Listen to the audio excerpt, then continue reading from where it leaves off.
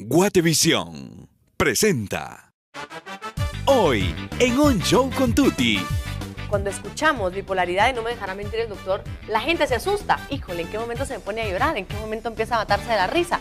El suicidio es un pensamiento recurrente cuando no estuve medicada o bien medicada. Normalmente nuestro estado de ánimo tiene unas variaciones propias de las circunstancias. Al inicio me sentía diferente, ¿verdad? No es normal sentirse normal, en mi caso. Eutímica, diría. Muy buenas noches, queridos amigos, y bienvenidos a Un Show con Tuti. Este es su espacio, este es su show, lo hacemos con todo cariño para usted. Gracias por su sintonía de todos los días a esta misma hora en Guatevisión. Hoy, un programa muy interesante donde estaremos hablando sobre el trastorno de bipolaridad, sobre la bipolaridad. Muchas personas lo padecen, muchas personas no han sido aún diagnosticadas y tienen y sufren muchísimo porque no entienden qué es lo que les pasa. Así que hoy, amigos, hablaremos sobre este tema en Un Show con Tuti. Bienvenidos.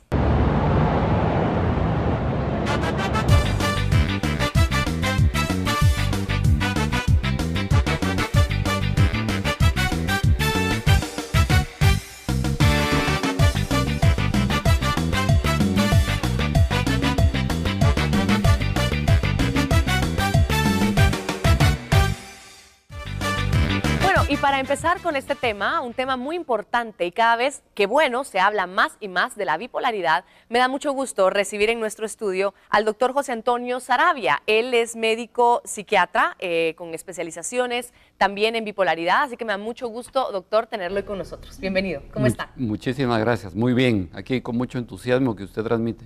Gracias, igualmente, gracias doctor. Y nos acompaña también María Raquel, ella es licenciada en Trabajo Social, además es gerente de Recursos Humanos de una compañía en Petén. Gracias por estar con nosotros, María Raquel, ¿cómo estás? Muy bien, gracias, contenta de compartir este programa. Gracias por estar hoy con nosotros. Quisimos empezar platicando así con ustedes y específicamente contigo, María Raquel, voy a empezar, porque tú tienes el diagnóstico de bipolaridad. Así es. Y muchas veces cuando escuchamos bipolaridad, y no me dejará mentir el doctor, la gente se asusta. Híjole, ¿en qué momento se me pone a llorar? ¿En qué momento empieza a matarse de la risa?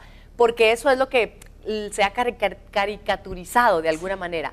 ¿Cómo fue cuando empezaste tú a notar que había algo en ti diferente?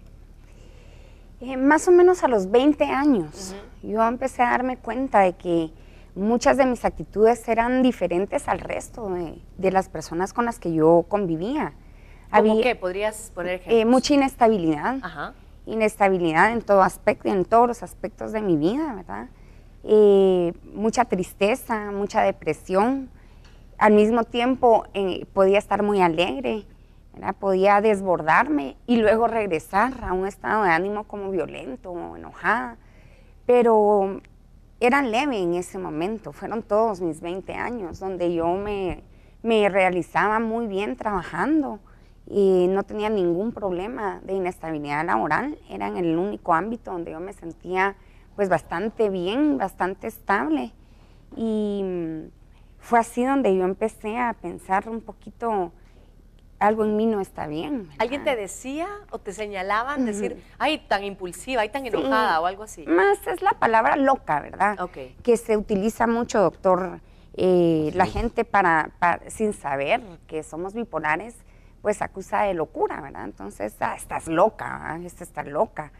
Y comencé a hacer una terapia hace 18 años, psicológica, y nunca se me diagnosticó como bipolar ni como borderline. Entonces no tomé ningún medicamento, continué con mi vida así, teniendo 2 hijos pequeños. Me casé muy joven, tuve a mis hijos cuando yo tenía 20 y 21 años. Entonces, con ellos a veces yo me daba cuenta también de que yo podía gritar mucho, podía explotar fácilmente, ¿verdad? Y es ahí donde empecé a buscar ayuda. ¿Y este acompañamiento psicológico te pudo ayudar en algo? Me ayudó bastante, por supuesto, muchísimo. Además, la licenciada con quien yo iba era excelente, pero ella utiliza más la logoterapia. La logoterapia, gracias, doctor. Y entonces ella siempre descartó el hecho de la bipolaridad. Recuerdo alguna vez haberme sentado con ella y preguntarle si yo podía ser bipolar porque lo leí en una revista. Y ella me dijo, absolutamente no, ¿verdad? Entonces, seguí pensando que eran por los traumas de la niñez que uno viene jalando, ¿verdad? Y que pues se iba a quitar con terapia, pero no fue así.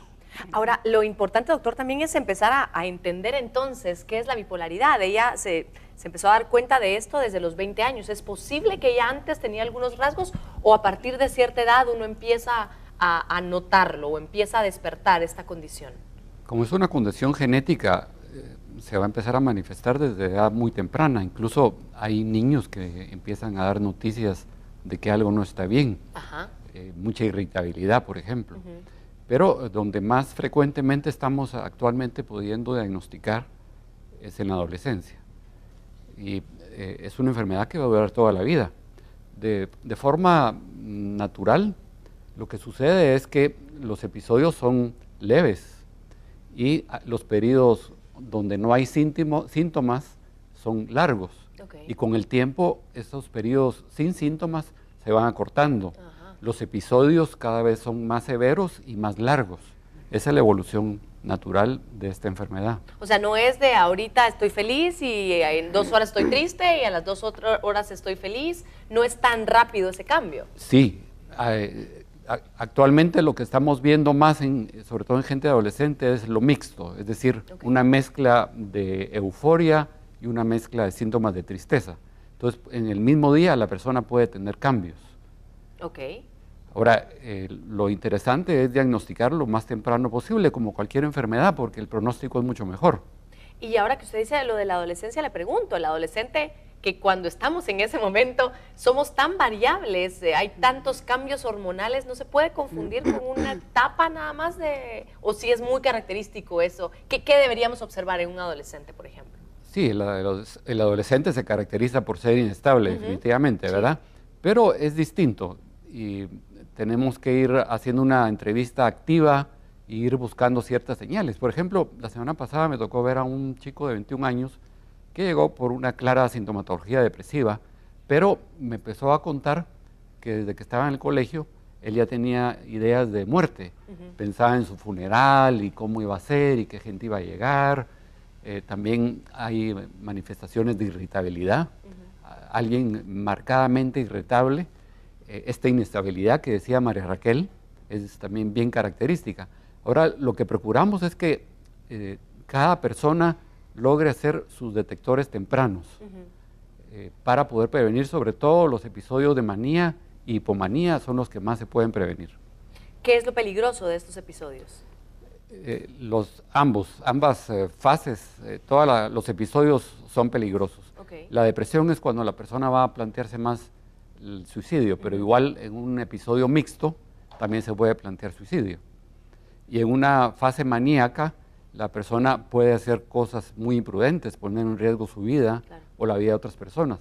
Además, sumemos que está muy vinculado con el uso de drogas y eso complica mucho la cuestión. En tu caso, María Raquel, me gustaría que nos describieras un poquito más como actitudes, momentos, pensamientos que tú tenías en esos momentos en donde no sabías qué te estaba pasando. Ok. El suicidio es un pensamiento recurrente. Cuando no estuve medicada o bien medicada, pensé muchísimas veces, como decía el doctor, hasta en mi funeral, ¿verdad? Pensaba en quién se iba a dedicar a mis hijos, cómo los iban a cuidar. El tema del alcohol, ¿verdad? Que es un tema complicado para nosotros los bipolares, porque se recurre al alcohol o a otras sustancias. Es una forma como de automedicarse, pienso yo, que en el momento uno cree que se va a sentir bien, ¿verdad? Pero eso solo es un detonante, porque después de tomar pueden venir, en mi caso, mucha depresión. Y luego, al tener la depresión, vienen los pensamientos suicidas, ¿verdad? Entonces, ¿y en la fase maníaca, digamos, o en la fase de euforia? Mis fases no son muy marcadas, ¿verdad, doctor? Yo creo que es hipomanía lo que manejo. Así es. No es en extremo marcado, pero sí he hecho cosas marcadas como agarrar mi carro, yo vivo en el Petén, gracias a Dios, agarrar mi carro y no avisarle a nadie y venirme, ¿verdad? Manejando, contenta, viendo música, cantando. Es Probablemente es una de las cosas más altas que yo he hecho. Ok. Nada que haya puesto, gracias a Dios, en riesgo tu vida en este momento, pero sí hay esos episodios. En la hipomanía no, en la depresión sí. En la depresión he puesto 2 veces en riesgo mi vida y bendito sea Dios, ahora estoy bien controlada por el doctor, estoy medicada y estoy tratando de hacer las cosas correctas, ser disciplinada, lo que el doctor me dice que debo de hacer porque no quiero regresar a ese. ¿Desde hace cuánto estás tú en tratamiento? Yo estuve hospitalizada de septiembre para diciembre, doctor. Creo, finales de septiembre para diciembre. Estuve en un centro psiquiátrico aquí en la ciudad. Es un lugar muy digno en el que me trataron muy bien. Y desde entonces, cuando salía con el medicamento que el doctor me dejó, que hemos tenido algunas variables, ¿verdad? Porque hemos tenido que ir aumentando algunas dosis y todo, pero en términos generales, pues saliendo del hospital, que fue diciembre, puedo decir que de enero para acá me he mantenido bastante estable. Y antes de esto, antes de este tratamiento que ahora te está funcionando también, ¿cada cuánto tenías tú tus episodios o cómo funcionabas tú? En el último año estuve 3 veces hospitalizada, más o menos por 8 o 10 días en el Petén, y luego fue que ya me vine para acá y me tuvieron por 8 semanas, creo 8 y media en este hospital. Ese fue en el último año. Fueron los últimos episodios, gracias a Dios. A raíz de salir del hospital no he tenido un episodio importante. Le queremos pedir, por favor, que siga con nosotros. Le queremos pedir también, o recordar más bien, que nuestras redes sociales están a su disposición para que comente este programa. Es algo que es muy común. Todos, de alguna forma, creo que conocemos a alguien, aunque no lo sepamos, que ha sido diagnosticado con bipolaridad o que ha pasado por una bipolaridad. Quiero decir que hemos conocido a alguien con bipolaridad en nuestra vida. Y es importante que lo conozcamos, que lo desmitifiquemos también y que sepamos qué se debe hacer en caso que estemos pasando por situaciones como las que hoy María Raquel y el doctor Sarabia nos han compartido. Gracias, ustedes siguen con nosotros, por favor. Vamos a la pausa comercial y volvemos con más. Bueno, yo voy a cumplir 45. Estoy sobreviviendo a pesar de que pues constantemente estoy viajando en la montaña rusa de las emociones, ¿verdad? Yo estuve estable durante unos meses, de pronto 2 o 3, pero ya de nuevo vuelvo a entrar en un acelere que es más bien moderado hasta el momento, pero va en ascenso. Entonces hace como una semana, por ejemplo, pasé una primera noche durmiendo mal, de pronto unas 3 horas, al otro día amanecí deprimido. Algo pues es bastante extraño para mi caso, ¿verdad? Porque normalmente en esta situación yo comienzo a acelerarme. Estuve bastante distraído y se me dificulta concentrarme. Pues sin embargo, en las noches dormí las horas necesarias, ¿verdad? Entonces paso otra noche mal dormida. Y al otro día me despierto con el acelere, la euforia correspondiente, ¿verdad? Que es donde me encuentro en este momento. Estoy contento porque yo estoy queriendo hacer de todo. Pero si sigo así, como que vuelvo a embarrarla otra vez, ¿verdad? Por lo que entonces voy a repetir el tratamiento para mi caso. Lo que me tomo son ansiolíticos, que a la vez pues también son hipnóticos para volver a dormir lo necesario y bajar de la montaña rusa, que es pues lo que otra vez me lleva al punto de partida y es un ciclo que se da y se da constantemente. Bipolar es la persona que tiene carácter variante, que cuando está enojado está contento. No. Indicar que tiene un problema y tratar de buscarle una ayuda profesional para que pueda controlarlo y ser una mejor persona. Tendría que mandarlo con un psiquiatra o un psicólogo.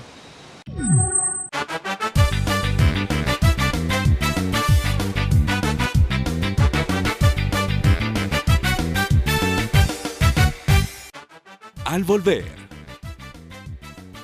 Una señora que me tocó diagnosticar hasta los 50 años, lo que le llamó la atención a la familia era que ella empezó a gastar mucho dinero, se puso promiscua.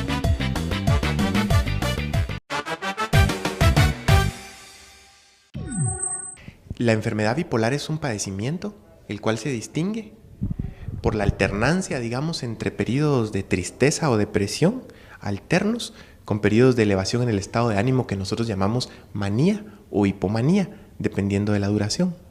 Durante un periodo que va por lo menos más allá de 5 a 7 días, la persona está con el ánimo expansivo, irritable o anormalmente elevado, eufórico, digamos, ¿no? ¿Sí? Aparte de eso, disminuye la necesidad de sueño.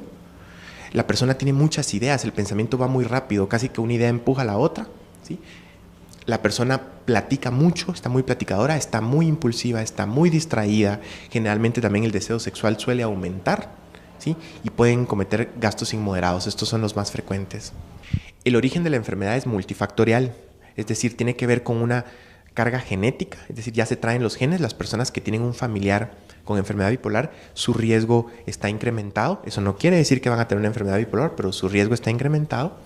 2, tiene que ver con factores biológicos, es decir, la propia configuración de su biología, de su cerebro, ¿sí? 3, tiene que ver con sus propios mecanismos de afrontamiento o mecanismos psicológicos, es decir, cómo se desenvuelve en la vida. Y 4, tiene que ver también con eventos desencadenantes en el medio ambiente, ¿no? La interacción entre estos 4 factores genera el aparecimiento de la enfermedad bipolar, que no es de un origen simple, ¿no? Estamos de vuelta, amigos, en Un Show con Tuti. Gracias por su sintonía. Hoy estamos hablando sobre bipolaridad y es un término que justo comentábamos ahorita con el doctor Saravia. Se utiliza más y más y a modo despectivo también de personas, a modo de insulto, a modo de decirle a alguien no te controlas. Y dice, estás bipolar, ¿qué te pasa? ¿No? Hasta de esa forma se utiliza ahora, doctor. Exacto. Me decía usted, ya se sustituyó el loco por el bipolar. Se está sustituyendo loco por bipolar, pero ambas cosas se debieran de quitar del vocabulario, claro, porque hay pura ignorancia. Doctor, ¿cómo se hace un diagnóstico de bipolaridad? ¿Qué toma en cuenta un médico? Porque tengo entendido que solamente un psiquiatra puede hacer este diagnóstico, ¿es así? Tenemos diagnósticos, uno que es el longitudinal a través del tiempo, y hablamos de trastorno bipolar 1 y trastorno bipolar 2. ¿Cuál es la diferencia, doctor? El trastorno bipolar 1 es documentado una depresión mayor y un episodio de manía, eso es trastorno bipolar tipo 1. Y el 2 va a ser documentado una depresión mayor y un episodio de hipomanía. Pero aquí viene un problema, porque la hipomanía muchas veces es bien difícil de identificar. La familia le parece, y al paciente le parece que es algo normal. No se consulta cuando se está en hipomanía, no se consulta usualmente cuando está en depresión. Entonces lo que uno tiene que hacer es hacer como una gran labor de investigación. Ahora, desde el punto de vista del episodio, tenemos episodio en fase maníaca, en fase hipomaníaca, en fase depresiva o en fase mixta. Hay algunas condiciones que son parientes, como la ciclotimia, que son personas que están con altas y bajas. Okay. ¿Eso entra dentro de la bipolaridad también, la ciclotimia? Está considerado en los manuales diagnósticos dentro de la bipolaridad, así es. Y también la condición que se llama esquizoafectiva, que es esquizofrenia más trastorno bipolar. Okay. Pero la ciclotimia son personas que por lo menos durante 2 años tienen episodios de depresión menor, no depresión mayor, y hipomanía, y así están viviendo. Pero el tratamiento, por lo menos desde el punto de vista de medicamento, es el mismo. Habíamos hablado anteriormente y nos comentaba usted que Van Gogh era una persona que posiblemente padeció de trastorno sin el posible. Él estuvo hospitalizado, y desgraciadamente terminó su vida en suicidio. Él tuvo definitivamente la enfermedad, y si usted lo busca en su biografía... Así aparece. Por supuesto. Y a través de sus pinturas, que era la forma en que él se comunicaba, también es como se pueden ver también estas diferentes fases, doctor. Así es. Él hizo muchos autorretratos. Tiene una cantidad para la edad, el tiempo que vivió, tiene mucho material, pintó mucho y hacía mucho autorretrato. Entonces podemos ver en estas pinturas cuando él está depresivo. Es decir, nuestro estado de ánimo va en la horizontal, con las variaciones relacionadas con las circunstancias, y se viene para abajo, eso es depresión. Entonces, él pinta un cuadro donde definitivamente está deprimido. Hay una pintura donde está sentado y se ve claramente que el ánimo está por los suelos. Es una tristeza patológica. Luego hay otros cuadros de mucho color, de mucha viveza, y ahí está en manía, definitivamente, que podríamos decir que es una euforia patológica. Doctor, le pregunto, hay personas como, por ejemplo, Van Gogh y otros que son en su fase maníaca extremadamente geniales, ¿cierto? Que leen mucho, que inventan cosas, que se les ocurren grandes ideas, empiezan grandes empresas, que son muy activos, digamos, en la fase maníaca y eso las personas a lo mejor desde afuera lo pueden ver como que bueno, está bien, está normal, pues súper inquieto, súper activo. ¿Se puede confundir eso o no? Sí, las personas que llegan a conocer más a la persona sí piensan que puede haber algo. Hay demasiada energía, un estado de ánimo eufórico, expansivo, ideas de grandeza, hablan mucho estas personas, se movilizan mucho, se pueden gritar fácilmente si son interrumpidos. Algo importante es que se sube la sexualidad y una hipersexualidad.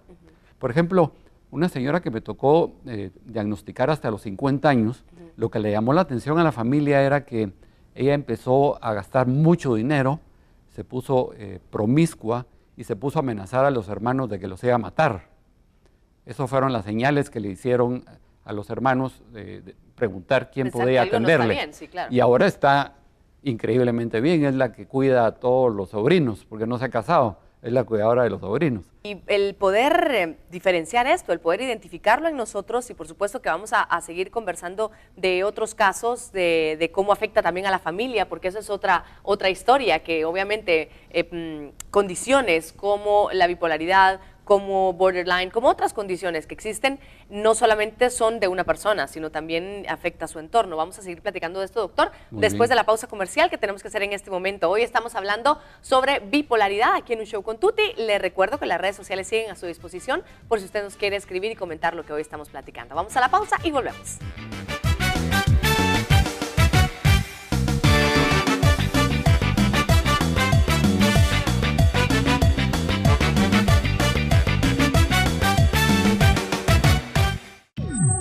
Ha llegado un nuevo día.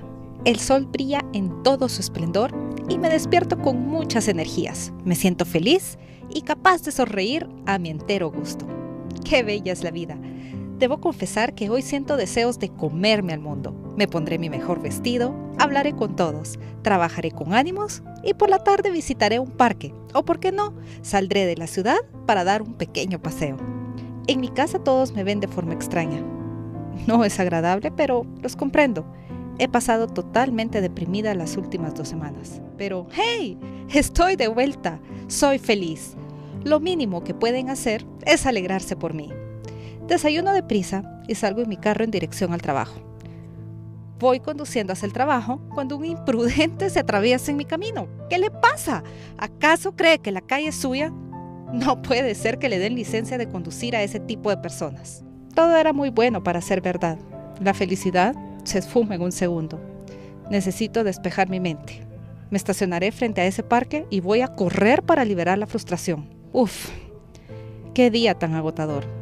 Pero aún así siento que no puedo dormir. Me siento muy alterada para conciliar el sueño.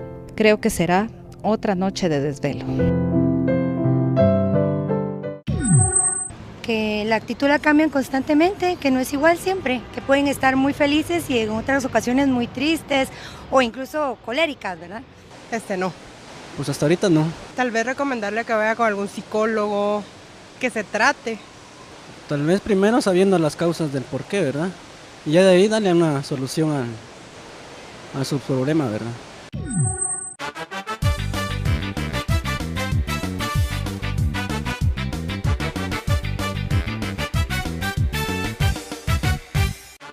Al volver.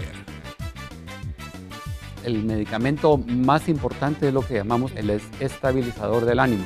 En algunos países se le llama eutimizante, porque es el estado de ánimo normal.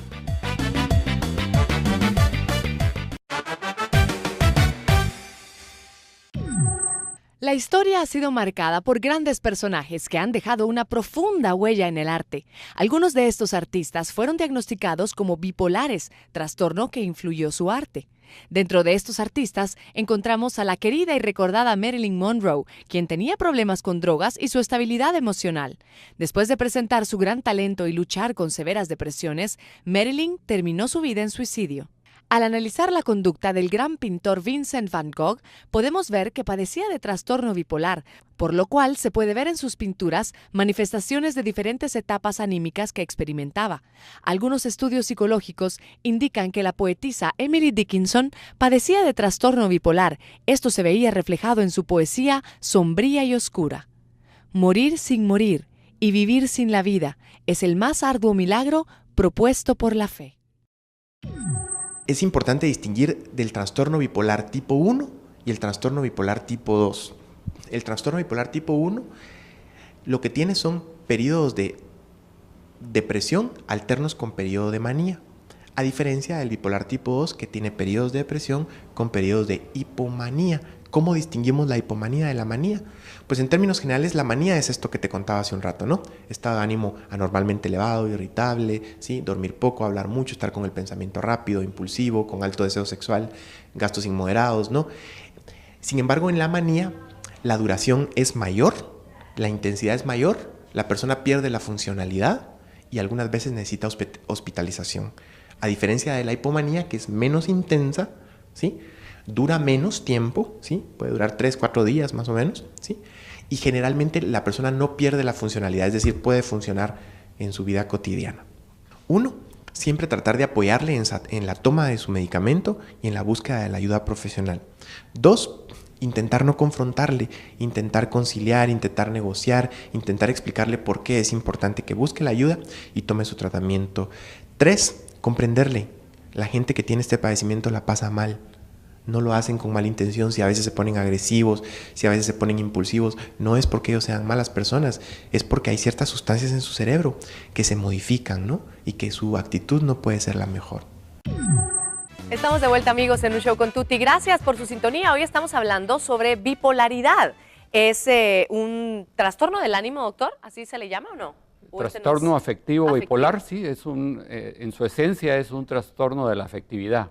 Pero tenemos 4 paquetes de síntomas: los síntomas del estado de ánimo, los síntomas de las funciones cognitivas. María Raquel, por ejemplo, estaba muy preocupada de que se le olvidaban cosas, de que estaba baja su concentración. Lo ideal es que la persona vaya recuperando poco a poco estos síntomas. Está el paquete de síntomas del sueño. Usualmente hay una severa, un grave trastorno del sueño. Alteración en el sueño. Sí. ¿Poco sueño, mucho sueño? Depende de la fase, ¿verdad? Depende de la fase.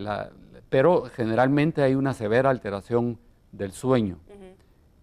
Y luego está el paquete de los síntomas psicóticos. Usualmente hay síntomas psicóticos, paranoia y otros síntomas, ¿verdad? Doctor, hablamos un poquito de la manía, de esta fase... expansiva. Sí, expansiva, que es muy buena palabra, gracias. Hablemos un poquito de la parte depresiva y cómo se diferencia de una depresión normal, una depresión de bipolaridad, del trastorno de bipolaridad. Las depresiones más severas son generalmente del trastorno bipolar.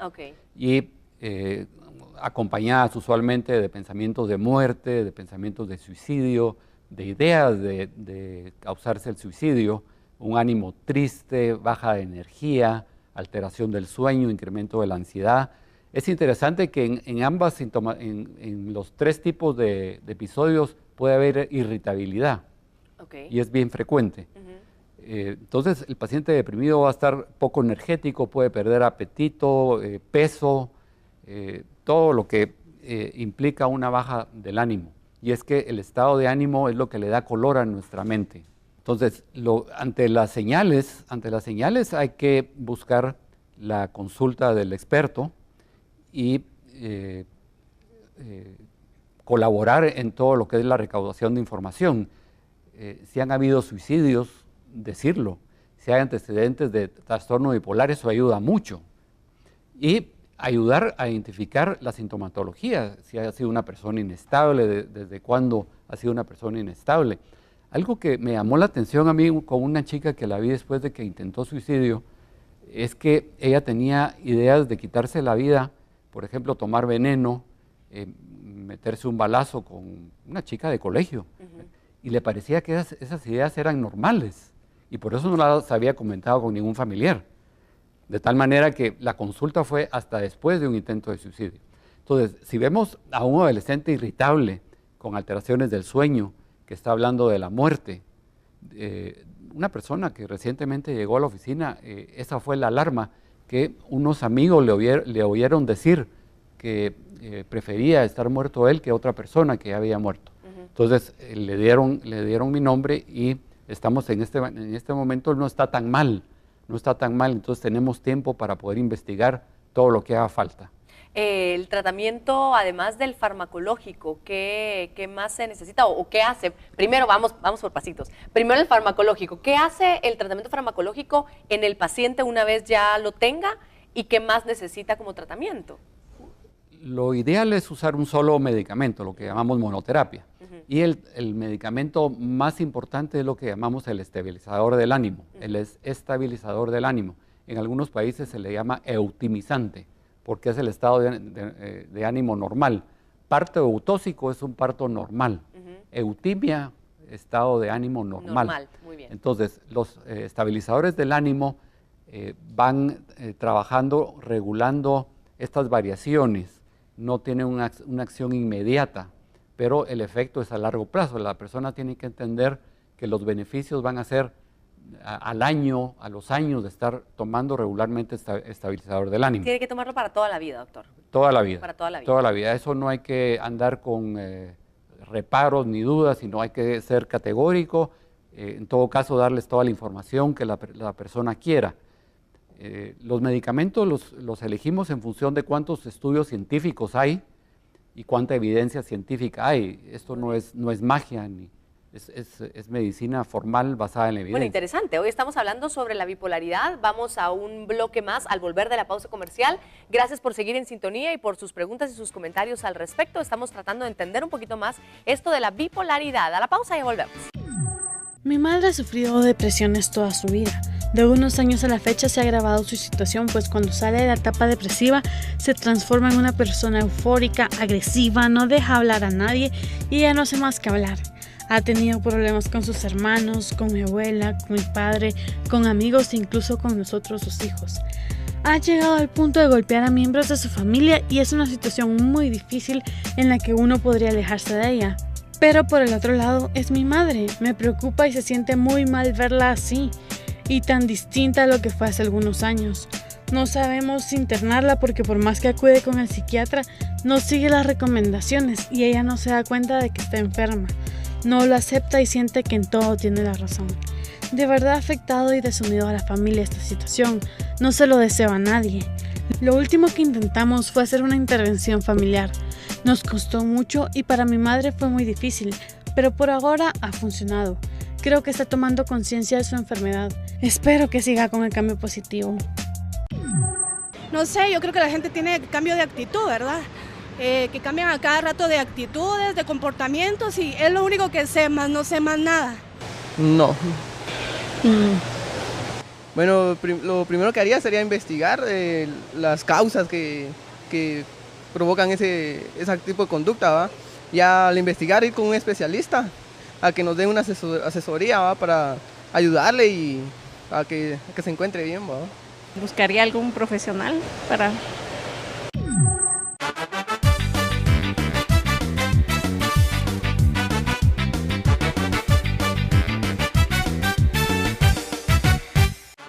Al volver. Me gustaría compartir que esta es una buena noticia, ¿verdad? El tener programas como este donde se pueda dar a conocer lo que es la enfermedad en realidad.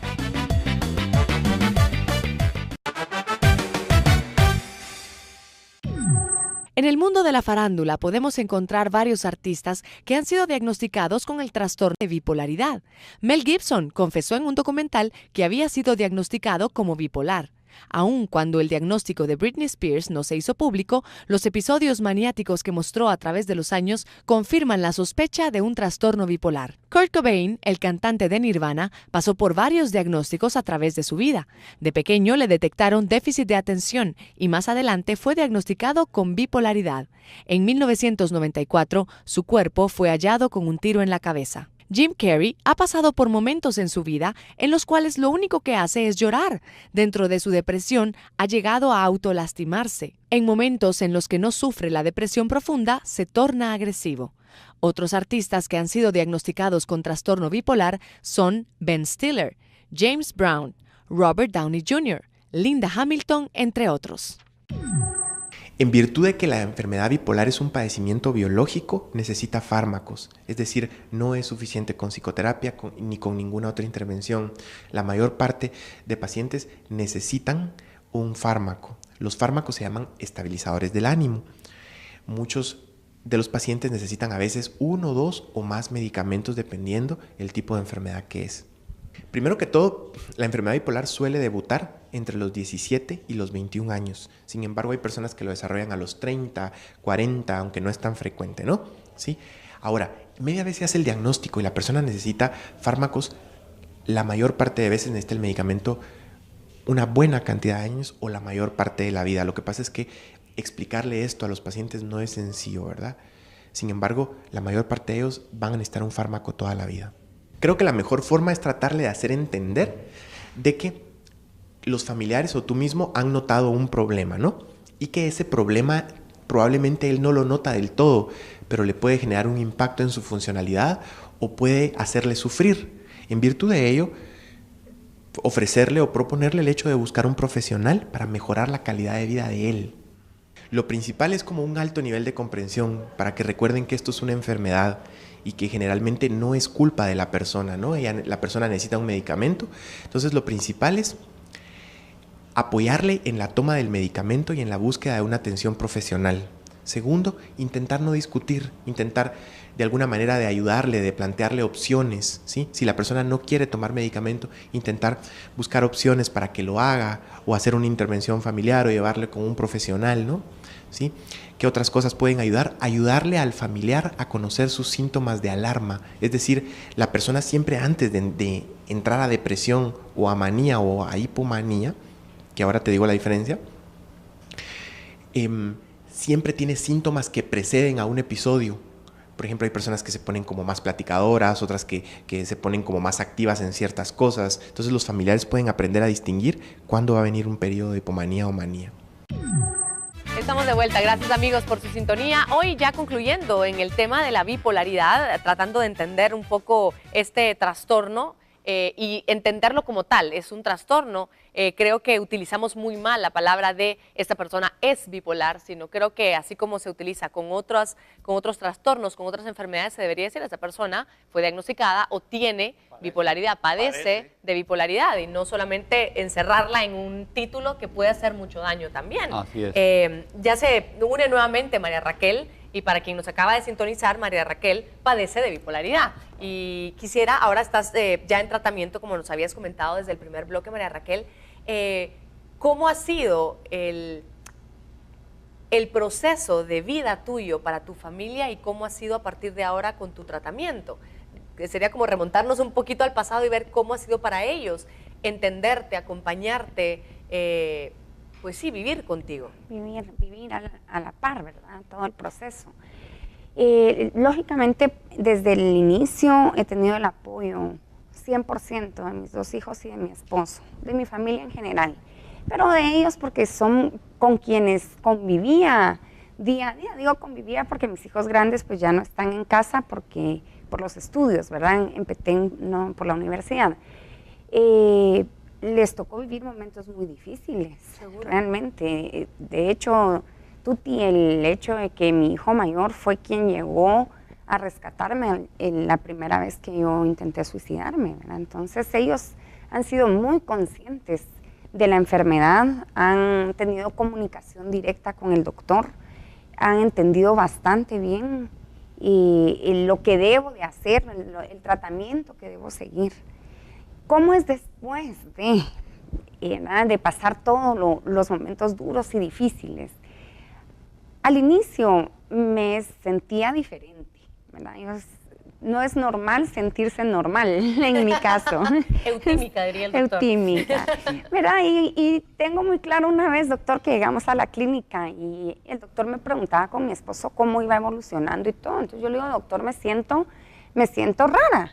¿verdad? Me siento, no sé, así es como se sienten ustedes, le dije, normal. Cierto. ¿Se recuerda? Así es, sí. Fue muy gracioso para mi esposo el que yo dijera eso, pero ha sido una bendición realmente, ¿verdad? El haber podido, pues, encontrar al doctor, el que el doctor pudiera dar exactamente con el diagnóstico, con el medicamento exacto. Claro.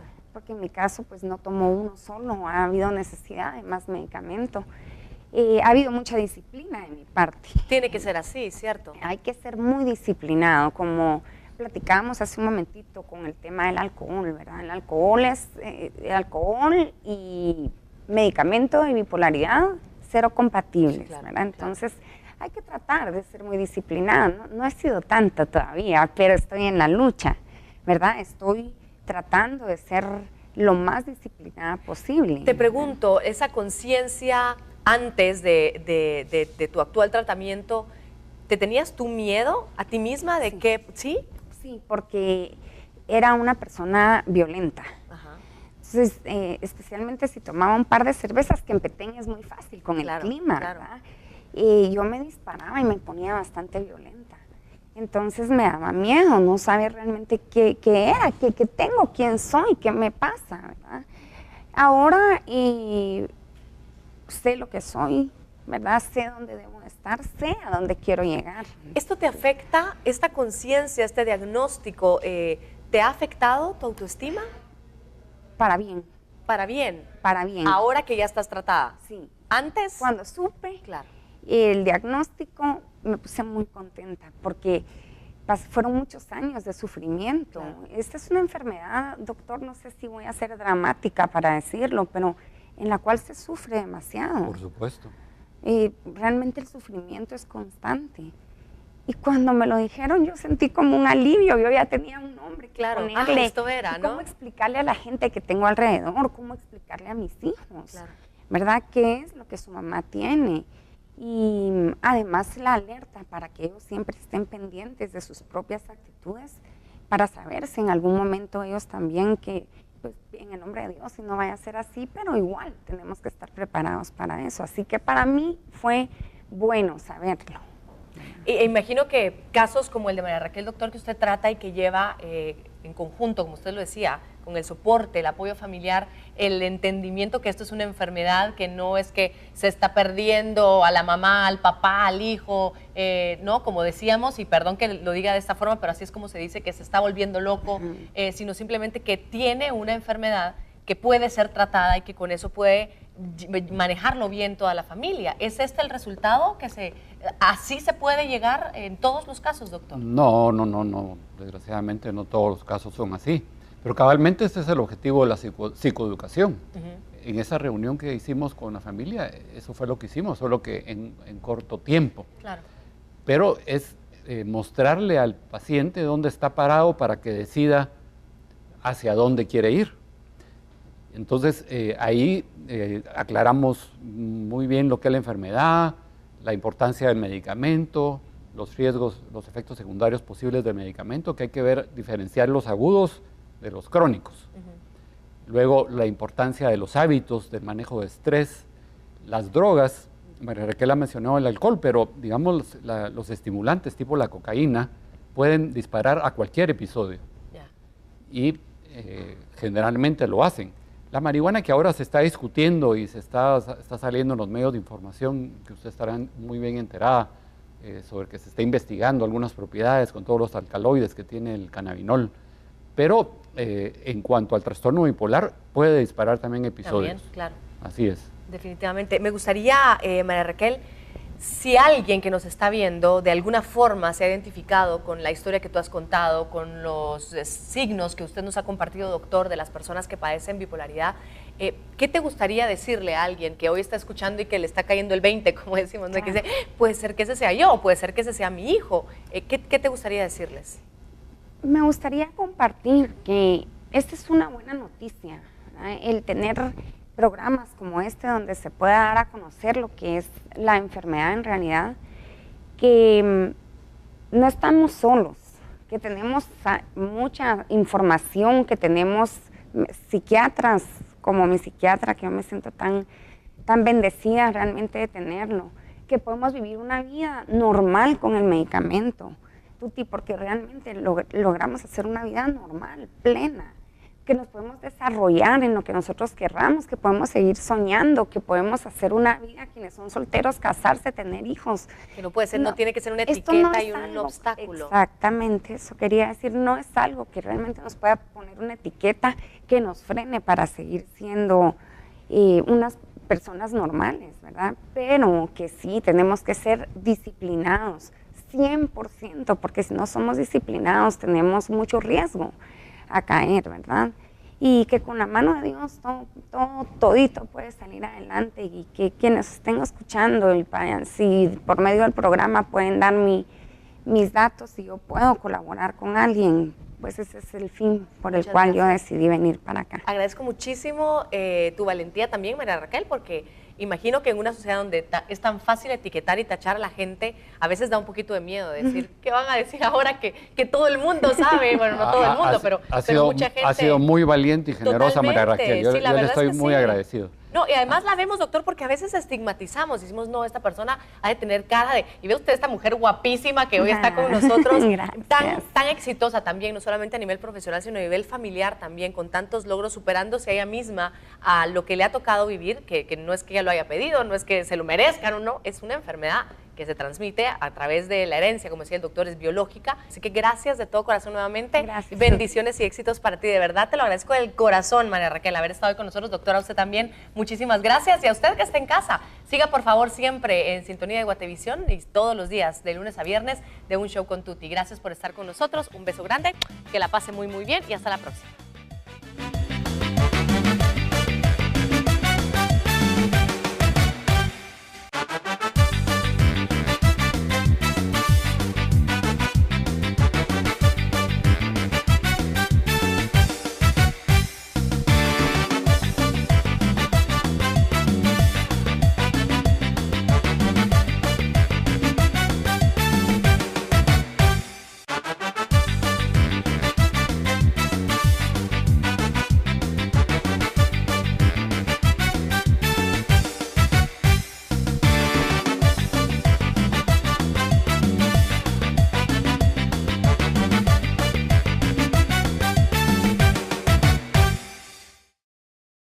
Guatevisión presentó No te pierdas mañana en Un Show con Tuti.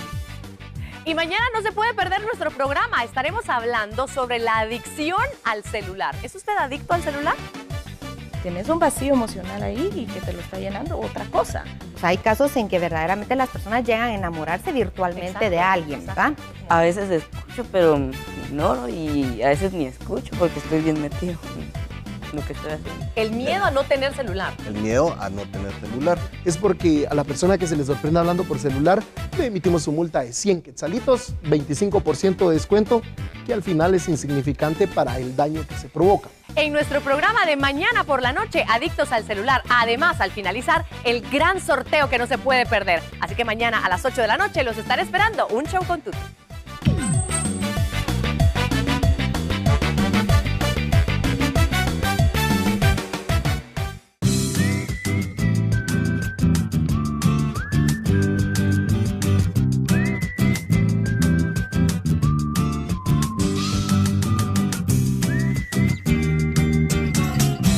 Guatevisión.